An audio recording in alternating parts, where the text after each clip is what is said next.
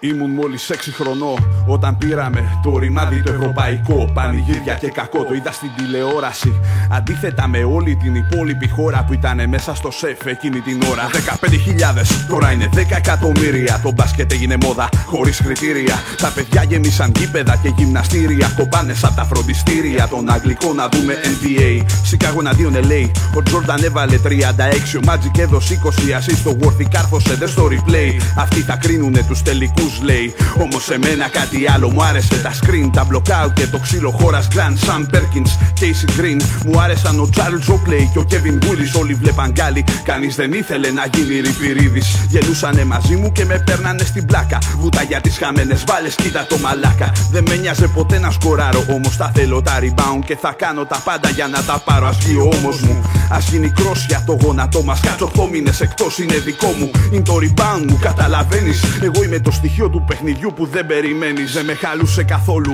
που γελούσανε μαζί μου. Δεν με χαλούσε καθόλου, αυτό ήτανε η δύναμή μου. Δεν με χαλούσε καθόλου.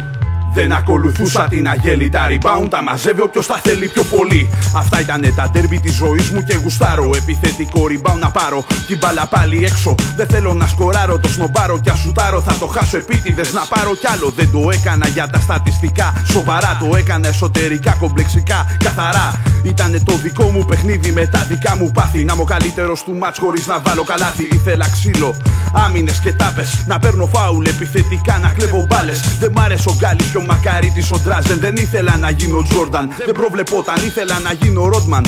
Μπίλα, Μπίρ και Τίβατς, Βολκόφ, Ρόμπερτ Χόριμπος, Γανάς και Σκροπολίθας. Με μια βουτιά να σώσω τη χαμένη μπάλα. Να πάει στο στάθι και να βάλουμε άλλο ένα καλάθι. Και ο αντίπαλος coach να ζητήσει time out. Και καθώς πηγαίνουμε στον πάγκο να φάω μια φάπα στο σβέρκο και να ακούσω καλό rebound. Όλη ουσία και επιβράβευση για την αυτοθυσία. Δεν με ένοιαζε τίποτα άλλο, αλήθεια. Αυτά είναι τα αγαπημένα μου και τα πιο ωραία παραμύθια. Μόνο τέρατα και μάχες και συνθήκες αντίξωες. Ούτε υπότες, ούτε πρίγκιπες, ούτε λεμπρόν, ούτε ήρωες. Τώρα μπορεί να κουβαλάω σίδερα στα μπάρια. Μ' αν ρωτήσεις τι κάνω, θα σου πω φτιάχνω καράβια. Έτσι και τότε τα rebound και τα screen και τα γονίδια ήταν απλά ο τρόπος που κερδίζαμε παιχνίδια.